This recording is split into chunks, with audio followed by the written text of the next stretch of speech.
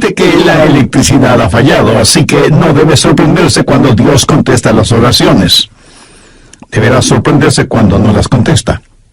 Y nunca diga que la oración es una pérdida de tiempo. Usted puede decir, algo no está bien. ¿Por qué Dios no ha contestado mi oración? Bien, quiero compartir con usted 6 claves para la oración contestada. Y espero que las grabe en su corazón. Son sencillas, nada realmente nuevo, pero algo que necesitamos recordar en una forma más continua y metódica.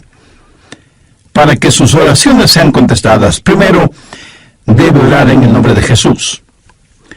Veamos Juan 14, los versos 13 y 14. Jesús dijo, y todo lo que pidiereis al Padre en mi nombre lo haré, para que el Padre sea glorificado en el Hijo. Dios quiere glorificar a su Hijo, el Señor Jesucristo, y esa es la razón por la que debemos orar en su nombre. Y Jesús ratifica esa realidad al decir, si algo pidiereis en mi nombre, yo lo haré. Ahora vayamos al capítulo 16, versos 23 y 24, en donde Jesús hace énfasis en el mismo asunto. En aquel día no me preguntaréis nada. De cierto os digo, que todo cuanto pidiereis al Padre en mi nombre os lo dará. Hasta ahora nada habéis pedido en mi nombre. Pedid y recibiréis, para que vuestro gozo sea cumplido. Muéstrame una persona cuyas oraciones le son contestadas, y de seguro que esa persona está llena de gozo. Jesús también dijo en Juan 14:6, yo soy el camino y la verdad y la vida. Nadie viene al Padre sino por mí. Y esa es la verdad en cuanto a la oración. No hay forma de llegar a Dios el Padre sino únicamente por medio de su Hijo Jesucristo. Supongamos que usted se pierde buscando una dirección en un lugar que no conoce. Así que detiene a una persona en la calle para que le ayude, y esa persona le dice, vaya derecho 3 cuadras más, luego vire a la derecha, verá una casa blanca con una cerca de madera, entonces vire a la izquierda, y esa es una calle sin salida. Recorra 3 cuadras más, vire a la derecha, y usted le interrumpe y le dice, un momentito, por favor, no puedo recordar todo eso, déjeme anotarlo. Y la persona que le está dando las direcciones le dice, ¿sabe qué? Yo estoy yendo en la misma dirección, permítame guiarle. Usted únicamente sígame. Esa persona no solo le señala el camino, sino que, por así decirlo, se vuelve el camino. Jesús no indica el camino, Jesús es el camino hacia el Padre, y cuando usted ora en el nombre de Jesús, Él le lleva a la presencia del Padre. Anota Efesios 2:18. Porque por medio de Él los unos y los otros tenemos entrada por un mismo Espíritu al Padre. ¿Qué significa orar en el nombre de Jesús? Significa orar con su autoridad. Cuando usted pone su firma en un cheque y se lo da a alguien, esa persona va al banco y lo efectiviza. El banco le entrega la cantidad de dinero estipulada en el cheque, porque ese cheque lleva su nombre, lleva su firma, y con su firma usted le autoriza al banco la entrega de ese dinero. Trate de ir a cualquier banco y hacer efectivo un cheque que no tiene ninguna firma, y le aseguro que estará metiéndose en profundos problemas. Cuando pedimos en el nombre de Jesús, no estamos simplemente rociando con algún polvito mágico oraciones al decir en el nombre de Jesús, abracadabra, que lo que he pedido se haga. No es así de ninguna manera. Orar en el nombre de Jesús significa, primero, obedecer su mandato. Segundo, hacer algo aprobado por Él. Tercero, saber que eso le dará honor y gloria a Él. Y cuarto, saber que el Padre será glorificado por lo que hacemos en el nombre de Jesús. Si usted ora sin usar el nombre de Jesús legítimamente, no tiene ninguna razón para esperar que su oración sea contestada. Ahora, obviamente, el orar en el nombre de Jesús significa que usted debe ser salvo, que debe ser su discípulo, y que debe estar en comunión con Él para conocer su voluntad. No solo ora en el nombre de Jesús, sino que también ora en el Espíritu. Veamos Efesios 6:18. Orando en todo tiempo, con toda oración y súplica en el Espíritu, y velando en ello con toda perseverancia y súplica por todos los santos. Así como se debe orar en el nombre de Jesús, hay que orar en el Espíritu. Casi al final del Antiguo Testamento hay un versículo muy interesante. Busque Zacarías 12:10. Dios habla de lo que hará en los últimos días, cuando los judíos como nación vengan a Jesús. Y derramaré sobre la casa de David y sobre los moradores de Jerusalén espíritu de gracia y oración, y mirarán a mí, a quien traspasaron, y llorarán como se llora por hijo unigénito, afligiéndose por él como quien se aflige por el primogénito. Hay muchas cosas maravillosas en este versículo, pero lo que más me bendice es que Dios dice que hay un Espíritu, el Espíritu Santo, que es el Espíritu de gracia y de oración. ¿Tiene usted dificultades al orar? ¿Sabe por qué?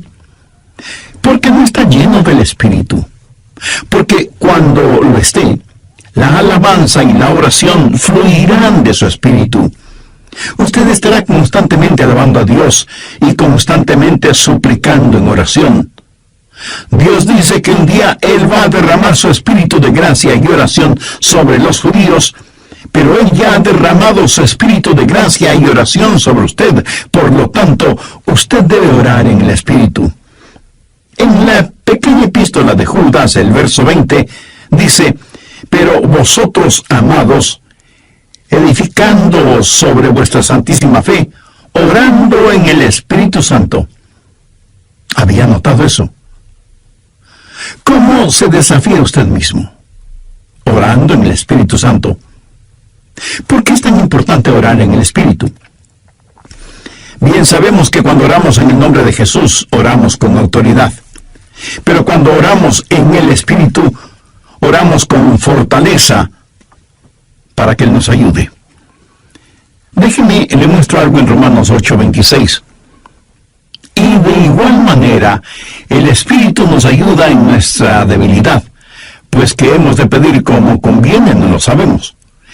Pero el Espíritu mismo intercede por nosotros con gemidos indecibles. Mi amigo, esto significa que cuando usted ora, no lo puede hacer sin el Espíritu, y Él no lo hará sin usted. Es el Espíritu el que ora, y Él hace por usted lo que usted no puede hacer por usted mismo. El Santo Espíritu de Dios inspira, guía, pone energía y sostiene nuestras oraciones. Nuestro espíritu humano es débil, y aunque el Espíritu esté dispuesto, nuestra carne es débil. Por lo tanto, el Espíritu Santo nos ayuda en nuestra debilidad. No hay ninguno de nosotros que alguna vez no haya dicho: fallé en mi vida de oración. Ojalá pudiera orar más. ¿Por qué no puedo hacerlo? Le diré por qué no oramos más. Francamente, porque somos débiles. Pero nuestra debilidad no debe convertirse en incapacidad, sino más bien en fortaleza, porque la Biblia dice que cuando somos débiles, somos fuertes. Si aprendemos a depender en el Espíritu Santo, quien nos ayuda en nuestras debilidades, inspirándonos, guiándonos y capacitándonos. Más aún, Él nos ayuda en nuestra ignorancia. Pues ¿qué hemos de pedir como conviene? No lo sabemos. ¿Alguna vez ha pensado en eso? Estuve una vez en una conferencia bíblica en Dallas. Al finalizar la conferencia, 2 jóvenes estudiantes se me acercaron y uno de ellos me preguntó: pastor, ¿usted ora? Le respondí que sí. Entonces me dio una pequeña tarjeta diciéndome: aquí están nuestros nombres. Somos estudiantes en el seminario, por favor, ore por nosotros. Yo les agradecí y puse esa tarjetita en mi Biblia. He orado por esos estudiantes Pero no creo que lo haya hecho en forma regular. No porque ellos no me importen. Pero una asignación de oración es más que 2 nombres en una tarjeta. Si tuviera que orar por todos quienes me piden que ore por ellos, ni las 24 horas del día serían suficientes, se lo aseguro. Esa es la verdad. Si usted trata de orar por todos y por todo, su oración, en vez de ser un caudaloso río, se convertirá en un estancado pantano. La oración, para que sea poderosa, tiene que ser canalizada. Cuando alguien me dice que está orando por mí, me siento increíblemente bendecido. Y hay hermanos que me dicen que oran por mí diariamente, y doy gracias a Dios que muchos oran por mí. Pero me entristece la realidad de que hay millones de seres humanos por los cuales nadie ora. Ahora escúcheme. Yo no deseo estar en la lista de oración de alguien, a menos que el Espíritu Santo haya puesto primero mi nombre en el corazón de la persona que dice que ora por mí. Y cuando usted está orando por otras personas en forma individual, muchas veces no sabrá cómo orar por ellos. Por ejemplo, su tía Rosita está enferma, y usted ora: Señor, restaura la salud de tía Rosita. ¿Cómo sabe que Dios no está preparando a tía Rosita para llevársela al cielo? Y usted ora para que tía Rosita todavía se quede en la tierra, mientras que, de acuerdo a Juan 17:24, Jesús ora y dice: Padre, aquellos que me has dado, quiero que estén donde yo estoy. ¿Dónde está Jesús? En el cielo. ¿Dónde está la tía Rosita? Todavía en la tierra. En las reuniones de oración, más se ora para que la gente sea sanada que lo que se ora para que la gente sea salvada. Parece que estamos más interesados en mantener a los salvos fuera del cielo que a los perdidos fuera del infierno. No sabemos orar como debemos orar. Cuando Saulo perseguía a los seguidores de Cristo, antes de que fuera el apóstol Pablo, me pregunto qué oraba la iglesia en relación con Saulo. Si yo hubiera vivido en esa época, seguro que hubiera orado: Señor, mira cómo este Saulo nos persigue. Elimínalo, evapóralo, Señor, haz algo con él. Y ciertamente, Dios hizo algo con él, pero no precisamente como se lo pedimos. Dios lo transformó en el poderoso apóstol Pablo. A veces no sabemos ni lo que pedimos. Por eso el Espíritu Santo, que intercede por nosotros, dice: Señor, esto es lo que Adrián está pidiendo, pero esto es lo que en realidad necesita. El Santo Espíritu de Dios nos ayuda en nuestras debilidades cuando nosotros no sabemos cómo orar, por qué orar, o cuando no tenemos la fortaleza, ni la energía, ni el deseo de orar. E intercede con nosotros, como la Biblia lo dice en Romanos 6:26, pero el Espíritu mismo intercede por nosotros con gemidos indecibles. Ni usted ni yo, nadie puede orar como el Espíritu Santo puede hacerlo. Y la expresión gemidos indecibles era utilizada para describir los dolores de una mujer dando a luz. Eso, mi amigo, es orar en el Espíritu. Intercede por nosotros con gemidos indecibles, porque muchas veces nosotros no sabemos qué pedir.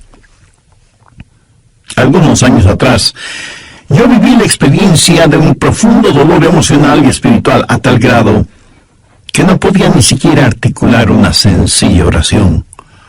Lo único que podía hacer era quejarme. Pero el Santo Espíritu de Dios escuchó mi oración y Él llevó mi dolor, mi súplica, hasta el trono de la gracia y la misericordia de Dios.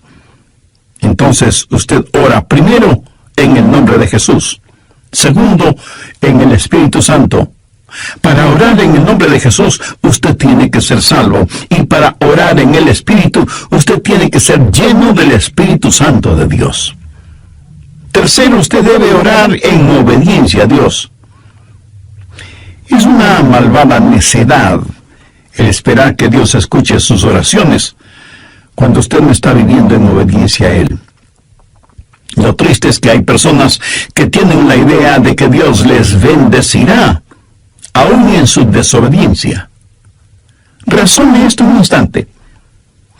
Si usted está viviendo una vida de desobediencia, y aún así Dios contesta sus oraciones, ¿qué es lo que Dios está haciendo? Está animando y recompensando su pecado. Pero escúcheme, Dios le ama demasiado como para hacer eso. Veamos el Salmo 66. Quiero mostrarle algo. Salmo 66, verso 18. Este es un versículo que debería estar subrayado en su Biblia. Si en mi corazón hubiese yo mirado la iniquidad, el Señor no me habría escuchado. Ahí lo tiene, en blanco y negro y bien impreso. Y usted no tiene que ser un científico aeroespacial para entender eso, ¿verdad? Muchos hablan de las grandes promesas en la oración. Bien, esta es una promesa. Si en mi corazón hubiese yo mirado la iniquidad, el Señor no me habría escuchado. Ahora, note que no dice, si hubiera pecado, Dios no me escucharía. Dios no le escuchará a usted. Dios no me escuchará a mí. Dios no escuchará a nadie que tenga iniquidad en su corazón. Iniquidad significa el hacer trato con el pecado, sentirse en paz haciendo el pecado. Y si yo tengo cualquier iniquidad en mi corazón, Dios no me escuchará. Ora usted a Dios. Si tiene algún pecado en su corazón, ¿cómo puede esperar que Dios le escuche? Para que Dios le escuche, usted tiene que arrepentirse de sus pecados y tener a Jesús como su Salvador y Señor. De vez en cuando alguien me dice, pastor, Dios me ha dado la habilidad de decir hermosas oraciones. Y si Dios mismo me ha dado esa habilidad, quiero decir que Él está impresionado con mis oraciones. Mi amigo, hay una buena palabra griega para describir lo que usted está diciendo. Tontería. Escúcheme, Dios no se impresiona con sus oraciones, pero sí se impresiona con su necedad. Veamos lo que dice Isaías 1:13. No me traigáis más vana ofrenda. ¿Sabe usted lo que es una vana ofrenda? Es solo una oración vacía. No me traigáis más vana ofrenda. El incienso me es abominación. Aquí ellos estaban en el templo quemando incienso, ofreciendo incienso en el altar. No me traigáis más vana ofrenda, el incienso me es abominación, luna nueva y día de reposo, el convocar asambleas, no lo puedo sufrir, son iniquidades vuestras fiestas solemnes. ¿Qué es lo que Dios está diciendo aquí? Que todo lo que ellos hacían como parte de su religión, Él lo detestaba. Y en Isaías 1, los versos del 15 al 17, leemos: Cuando extendáis vuestras manos, yo esconderé de vosotros mis ojos. Asimismo, cuando multipliquéis la oración, yo no oiré. Llenan están de sangre vuestras manos, lavaos y limpiaos, quitad la iniquidad de vuestras obras de delante de mis ojos, dejad de hacer lo malo, aprended a hacer el bien, buscad el juicio, restituid al agraviado, haced justicia al huérfano, amparad a la viuda. Veamos ahora Isaías 59:1. He aquí que no se ha cortado la mano de Jehová para salvar, ni se ha agravado su oído para oír. Dios no se ha vuelto manco ni sordo, pero vuestras iniquidades han hecho división entre vosotros y vuestro Dios, y vuestros pecados han hecho ocultar de vosotros su rostro para no oír. ¿Han oído alguna vez algo del libro de Esdras? Vayamos al capítulo 9, verso 6. Esdras está orando y dice: Dios mío, confuso y avergonzado estoy para levantar, oh Dios mío, mi rostro a ti. porque nuestras iniquidades se han multiplicado sobre nuestra cabeza y nuestros delitos han crecido hasta el cielo. Mi amigo, debemos orar en obediencia. Para resumir un poco todo esto, vamos a la primera epístola de Juan. No el Evangelio de Juan, sino la primera epístola de Juan, capítulo 3, verso 22. Y cualquier cosa que pidiéramos, la recibiremos de Él, porque guardamos sus mandamientos y hacemos las cosas que son agradables delante de Él. Los rebeldes jamás verán sus oraciones contestadas. Déjeme retroceder un poco las páginas de la historia. ¿Recuerda cuando Israel había conquistado Jericó? Y tuvieron que pelear contra un pequeño pueblito. No era ninguna gran ciudad. Un pueblito llamado Ai. Apenas 3 letras, H-A-I, Ai. Y sin embargo, los israelitas tuvieron que huir, como se dice vulgarmente, con el rabo entre las piernas, ignominiosamente derrotados. Y Josué tiene que ir y postrarse delante de Dios y preguntarle cómo pudo permitir que tal cosa sucediera. Mire lo que le contestó Dios en Josué 7, los versos 10 y 11. Y Jehová dijo a Josué, levántate, ¿por qué te postras así sobre tu rostro? Israel ha pecado. ¿Qué está diciendo? Josué, hijo mío, ¿por qué me estás orando? No puedes utilizar tus oraciones como una cortina de humo para ocultar el pecado que hay en medio del pueblo. Enfrenta y elimina ese pecado, y entonces oiré tus oraciones. Cuarto, usted debe orar en la voluntad de Dios. No solo conocer a Jesús, no solo ser lleno del Espíritu, no solo obedecer los mandamientos, pero aún habiendo hecho todo esto, todo lo que usted desea no es necesariamente la voluntad de Dios para usted. Anote 1 de Juan 5, versos 14-15. Y esta es la confianza que tenemos en Él, que si pedimos alguna cosa conforme a su voluntad, Él nos oye. Y si sabemos que Él nos oye en cualquier cosa que pidamos, sabemos que tenemos las peticiones que le hayamos hecho. Orar en la voluntad de Dios. Y usted no encuentra la voluntad de Dios simplemente por adivinación. Pastor, ¿cómo voy a conocer la voluntad de Dios? Bien, permítame hacerle una pregunta. ¿Quiere en realidad saberlo? Y usted me responde, bueno, no sé si quiera saberlo o no. Entonces le haré otra pregunta. ¿Quiere hacer la voluntad de Dios? Y usted me responde, sí, claro que sí. ¿La quiere hacer realmente? Quiero decir, si Dios le dijera este mismo momento, hay algo que deseo que hagas. La voluntad de Dios es buena, perfecta y aceptable. Y si piensa que esto lo digo porque soy muy inteligente, pues siento desilusionarle. Veamos qué dice Romanos 12, versos 1 y 2. Así que, hermanos, os ruego por las misericordias de Dios, que presentéis vuestros cuerpos en sacrificio vivo, santo, agradable a Dios, que es vuestro culto racional. No os conforméis a este siglo, sino transformaos por medio de la renovación de vuestro entendimiento, para que comprobéis cuál sea la voluntad de Dios, agradable y perfecta. Usted no necesita saber nada más que esto. La voluntad de Dios es buena, agradable y perfecta. Preséntese usted mismo como un sacrificio vivo y santo delante de Dios, y usted, sin ninguna sombra de duda, conocerá y comprobará que la voluntad de Dios es siempre buena, agradable y perfecta. La oración es para manipular la voluntad de Dios, para que se amolde a la suya. Es descubrir la voluntad de Dios y meterse de cabeza en ella. Pero escúcheme con atención. En última instancia, usted no encuentra la voluntad de Dios. La voluntad de Dios lo encuentra usted. Cuando su corazón está bien con Dios, usted presenta su cuerpo como un sacrificio vivo y rehúsa el ser amoldado por el sistema y los valores del mundo.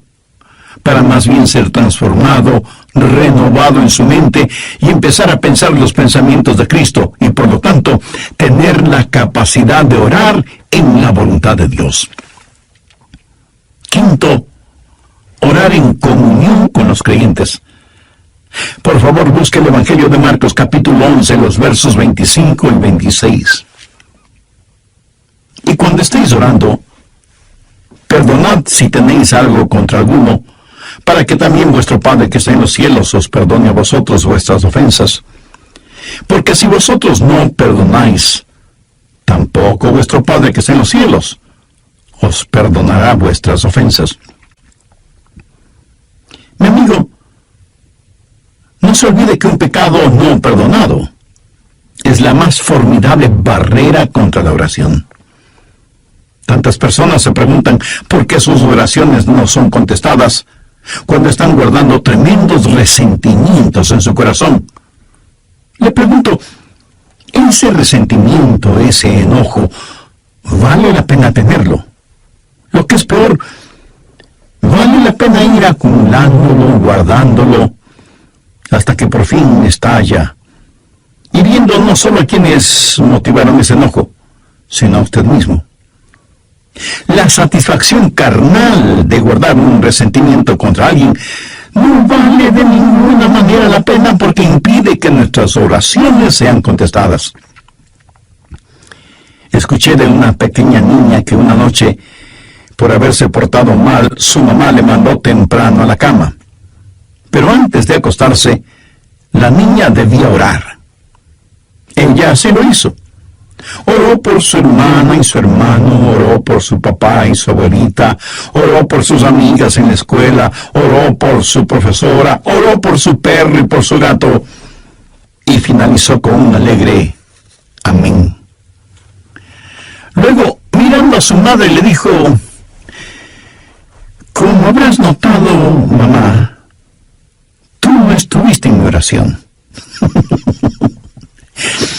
Me imagino que esa oración no habrá salido de ese cuarto, menos habrá llegado al cielo. Pero hay una profunda lección en esto. Sería una temeraria necedad si alguien, teniendo un espíritu no perdonador, pretende que sus oraciones sean contestadas. Y esto es verdad de manera especial entre marido y mujer. En 1 Pedro 3:7 leemos: vosotros maridos igualmente, vivid con ella sabiamente, dando honor a la mujer como a vaso más frágil y como a coherederas de la gracia de la vida. ¿Para qué? Para que vuestras oraciones no tengan estorbo.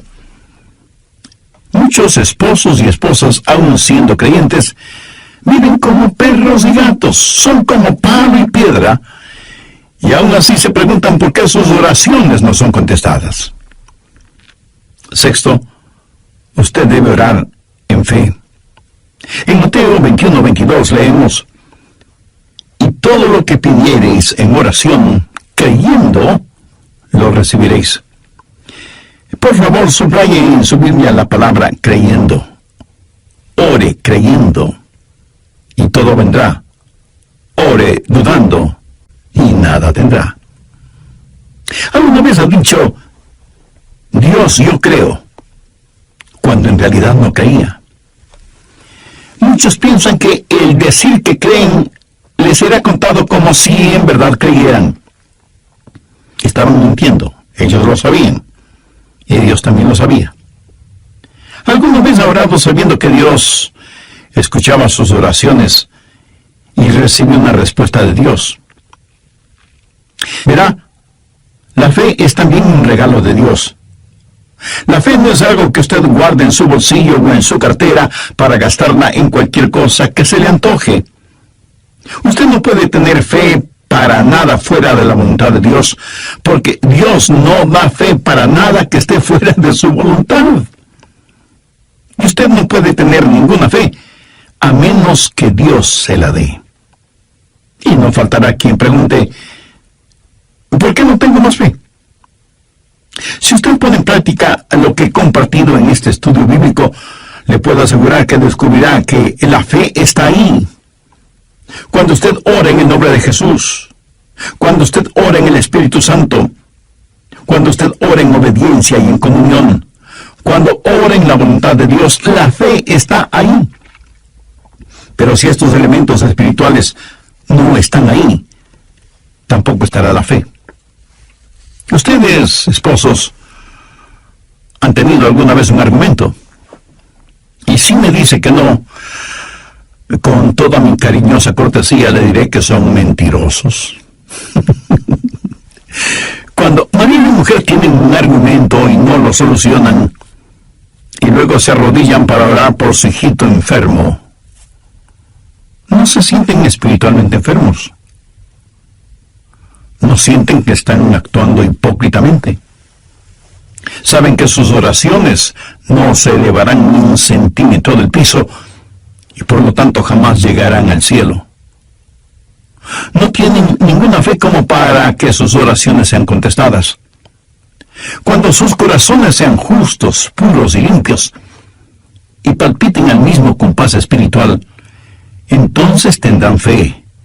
Y al tener fe, esa fe será el combustible para transportar su oración hasta el trono de la gracia de Dios. Jorge Muller, de Bristol, Inglaterra, fue un gran siervo de Dios y un poderoso hombre de fe. Él tenía un diario personal en el cual anotaba todas las instancias de oraciones contestadas y llegó a registrar 25,000 oraciones contestadas, algunas de ellas increíblemente milagrosas, imposibles de explicarlas, aparte de la intervención de Dios. Alguna vez alguien le preguntó a George Muller, ¿cuál es el secreto para que las oraciones sean? Digo nosotros que se resiste a orar. Preferimos ocuparnos en cualquier otra cosa en vez de orar. Y eso se debe a nuestra naturaleza carnal y pecaminosa. Por eso necesitamos la ayuda de Dios para que amemos de tal manera a Jesús y seamos llenos de su Espíritu Santo para que la oración fluya de nosotros en forma constante y que oremos siempre en el nombre del Señor Jesucristo. ¿Han notado con qué facilidad podemos pasar horas haciendo deportes o realizando nuestros pasatiempos favoritos o simplemente mirando programas en la televisión? Pero ¿qué trabajo nos cuesta invertir unos minutos en la oración? La oración eficaz, mi estimado amigo, debe ser un acto intencional de nuestra voluntad. No debemos acercarnos al trono de la gracia en forma casual, sino en forma totalmente intencional. Seguramente entre quienes me escuchan habrá quienes, a pesar de ser religiosos, este asunto de la oración es muy secundario en sus vidas. Ahora,